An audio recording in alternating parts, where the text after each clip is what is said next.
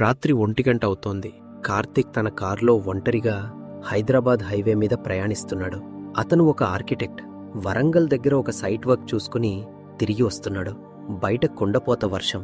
Car headlights వెలుతురులో road కేవలం 10 అడుగుల దూరం వరకే కనిపిస్తోంది. అకస్మాత్తుగా ముందు రోడ్డు మీద బారికేడ్లు కనిపించాయి. భారీ వర్షం వల్ల ముందు వంతెన కూలిపోయిందని, వేరే దారిలో వెళ్లాలని అక్కడ ఒక బోర్డుంది. కార్తీక్ కారు ఆపి తన ఫోన్లో గూగుల్ మ్యాప్స్ ఓపెన్ చేశాడు.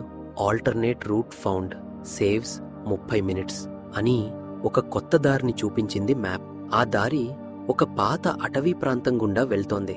వేరే ఆప్షన్ లేకపోవడంతో కార్తీక్ కారును ఆ అడవి దారి వైపు తిప్పాడు. ఆ రోడ్డు చాలా ఇరుకుగా గుంతలతో నిండి ఉంది. కనీసం స్ట్రీట్ లైట్స్ కూడా లేవు.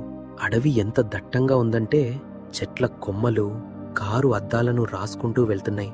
కార్తీక్కి కొద్దిగా భయం మొదలైంది. ఎఫ్ఎం రేడియో ఆన్ చేశాడు. కానీ సిగ్నల్ లేక కేవలం అనే స్టాటిక్ సౌండ్ వస్తుంది.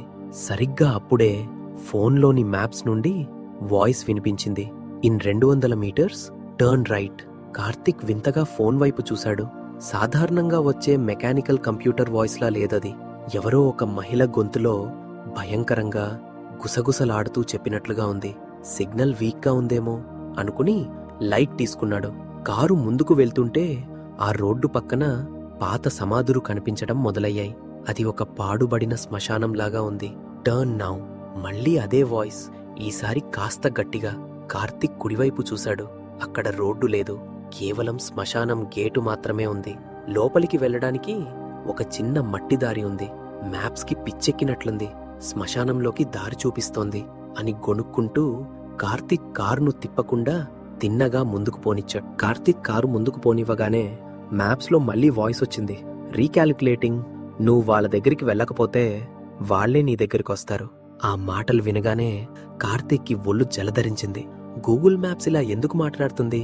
ఫోన్ తీసుకుని మ్యాప్స్ క్లోజ్ చేయడానికి ట్రై చేశాడు. కానీ స్క్రీన్ లాక్ అయిపోయింది. ఫోన్ ఆఫ్ చేద్దామని పవర్ బటన్ నొక్కుతున్నాడు. కానీ ఫోన్ స్విచ్ ఆఫ్ అవ్వట్లేదు. రోడ్డు మీద పొగమంచు విపరీతంగా పెరిగిపోయింది. కారు వేగం తగ్గించాడు. మళ్లీ మ్యాప్స్ నుండి వాయిస్, ఇన్ 50 మీటర్స్ బ్రేక్ వే. ఈసారి కార్తీక్కి భయం స్థాయి దాటిపోయింది. అతను ఫోన్ వైపు చూస్తుండగానే కారు హెడ్లైట్స్ వెలుతురులో రోడ్డు మధ్యలో ఎవరో నించున్నట్లు నీడ కనిపించింది. వెంటనే కార్తీక్ గట్టిగా బ్రేక్ వేశాడు. కారు ఆగిపోయింది. ఊపిరి పీల్చుకుంటూ ఎదురుగా చూశాడు. రోడ్డు మధ్యలో ఒక మహిళ నిలబడుంది. ఆమె వేసుకున్న చీర మొత్తం బురదతో రక్తంతో తడిసిపోయింది. తల వంచుకుని నిలబడింది. కార్తీక్ భయంతో వణికిపోతూ కారు రివర్స్ గేర్ వేశాడు. వెనక్కి వెళ్లడానికి ప్రయత్నించాడు. కానీ కారు కదలట్లేదు. టైర్లు బురదలో కూరుకుపోయాయి. అప్పుడా మహిళ నెమ్మదిగా తన తల పైకెత్తింది. ఆమె ముఖం సగం కాలిపోయింది. కళ్లలో గుడ్లు లేవు, కేవలం 2 చీకటి గుంటలున్నాయి. ఆమె భయంకరంగా నవ్వుతూ కార్తీక్ కారు వైపు నడవడం మొదలుపెట్టింది. కార్తీక్ ప్రాణభయంతో కారు డోర్స్ అన్నీ లాక్ అయ్యున్నాయో లేదో చెక్ చేసుకున్నాడు. డోర్స్ అన్నీ లాక్లోనే ఉన్నాయి.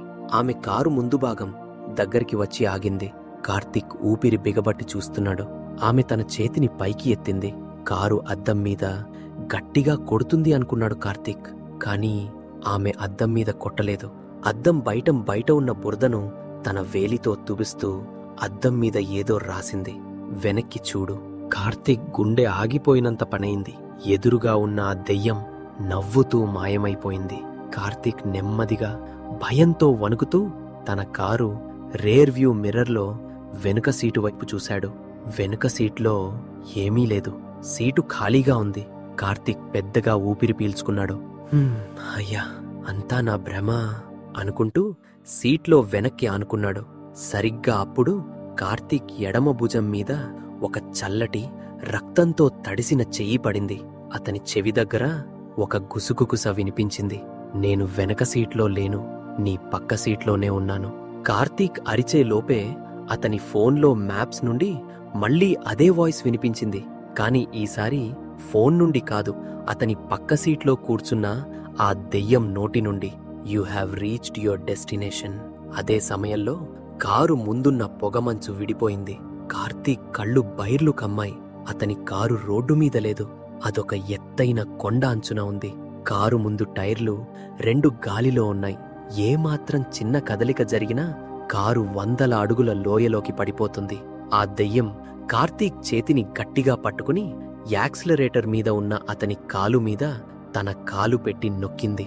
ఇప్పుడు డ్రైవ్ చేయి కార్తీక్ అంటూ భయంకరంగా నవ్వింది. కారు లోయలోకి దూసుకుపోయింది. చీకటి అడవిలో కార్తీక్ అరుపు ప్రతిధ్వనించింది. ఆ తర్వాత కేవలం వర్షం శబ్దం మాత్రమే. కొన్ని గంటల తర్వాత పోలీస్ కంట్రోల్ రూంలో ఒక అధికారికి ఒక అనామక కాల్ వచ్చింది. కాల్ ఎత్తగానే అవతల వైపు నుండి ఒక మహిళా వాయిస్ గుసగుసలాడుతూ న్యూ డెస్టినేషన్ ఫౌండ్ అని చెప్పి కాల్ కట్ అయింది.